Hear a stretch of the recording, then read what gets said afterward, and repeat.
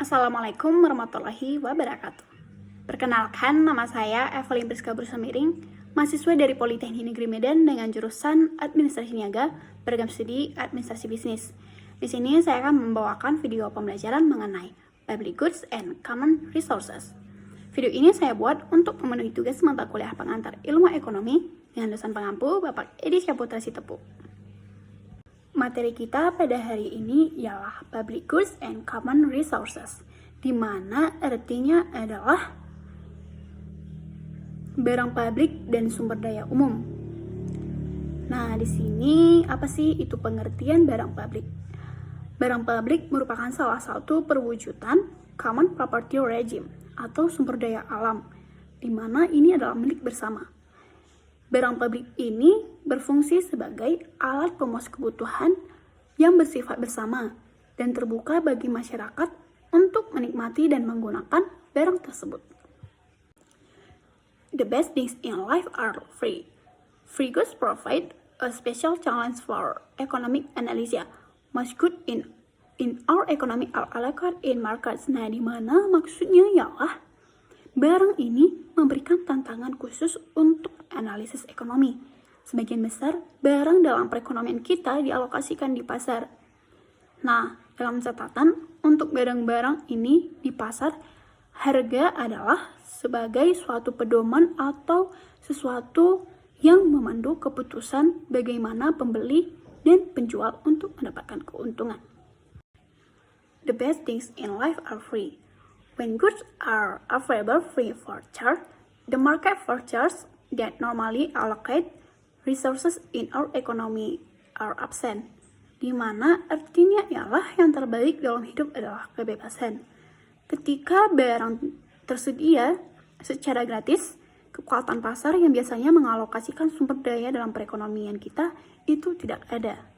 When a good does not have a price attached to it, private market cannot ensure that the good is produced and consumed in the proper amounts. In such case, government policy can potentially remedy the market for the resource and rise economic well-being. Nah, di mana artinya adalah ketika suatu barang tidak memiliki harga yang melekat padanya, pasar swasta tidak akan dapat memastikan bahwa barang tersebut diproduksi dan dikonsumsi dalam jumlah yang tepat. Dalam kasus seperti itu, kebijakan pemerintah berpotensi memperbaiki kegagalan pasar yang diakibatkannya dan meningkatkan kesejahteraan ekonomi. Barang-barang dapat dibedakan menjadi dua, yaitu ekskludibilitas dan rivalnya. Sebuah barang dapat dikatakan excludable jika barang tersebut dapat dilarang menggunakannya. Sebuah barang dapat rivalnya atau saingannya jika pemanfaatan barang itu oleh seseorang mengurangi kesempatan orang lain untuk melakukan hal yang sama. Perbedaan ekskludibilitas dengan rivalitas adalah: 1. Orang dapat dicegah untuk menikmati kebaikan. Yang kedua, hukum mengakui dan menegakkan pribadi hak milik. Sedangkan rivalitas atau saingannya ialah penggunaan barang oleh satu orang mengurangi kenikmatan orang lain terhadapnya.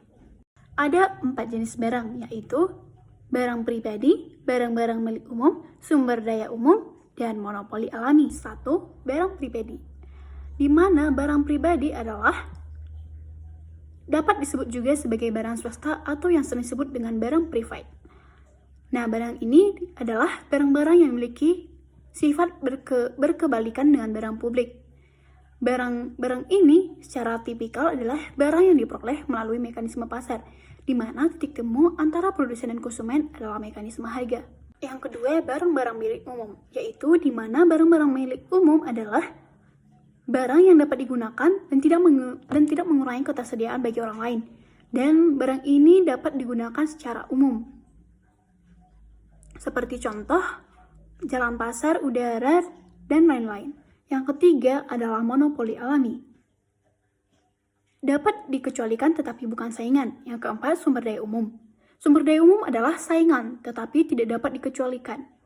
Berikut adalah penjelasan yang saya jelaskan sebelumnya, yaitu jenis barang.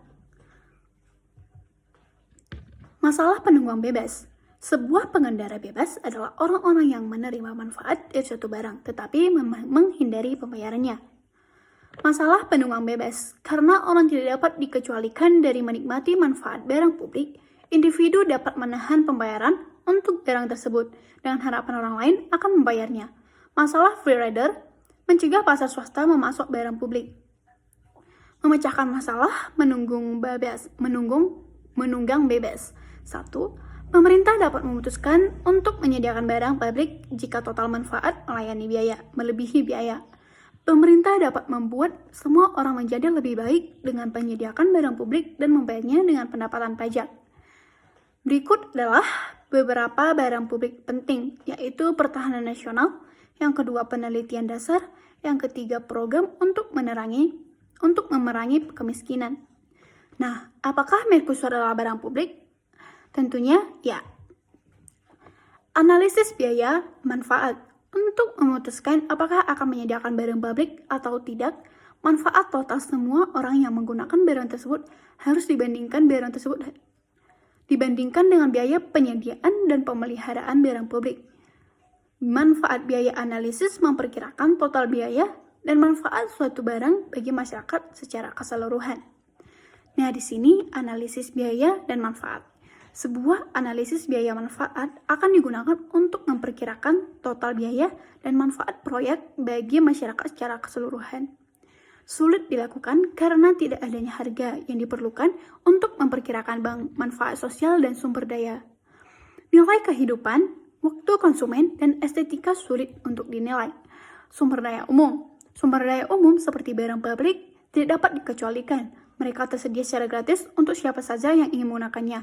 Sumber daya umum berasal dari pemerintah atau dari sumber daya dari alam sendiri yang dapat kita gunakan sebagai masyarakat untuk melanjutkan aktivitas dan lainnya. Sumber daya umum adalah barang saingan karena menggunakan satu orang atau sumber daya bersama untuk mengurangi penggunaan orang lain. Nah, tragedi commons adalah cerita dengan pembelajaran umum. Ketika satu orang menggunakan sumber daya yang sama, dia mengurangi kesenangan orang lain terhadapnya. Nah, jadi sumber daya umum cenderung digunakan secara berlebihan ketika individu tidak dikenakan biaya untuk menggunakannya. Ini diciptakan sebagai negatif eksternalitas. Nah, berikut adalah contoh sumber daya umum.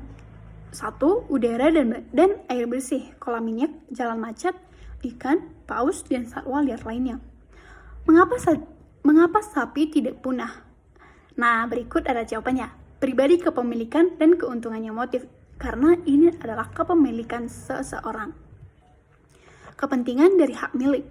Pasar gagal mengalokasikan sumber daya secara efisien ketika hak milik tidak mapan, yaitu beberapa item nilai tidak memiliki pemilik dengan otoritas hukum untuk mengendalikannya.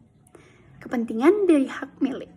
Ketika tidak adanya hak milik menyebabkan kegagalan pasar, pemerintah berpotensi untuk menyelesaikan masalah tersebut. Demikian video pembelajaran saya hari ini. Semoga apa yang kita dengarkan sebelumnya dapat bermanfaat untuk kita semua. Terima kasih.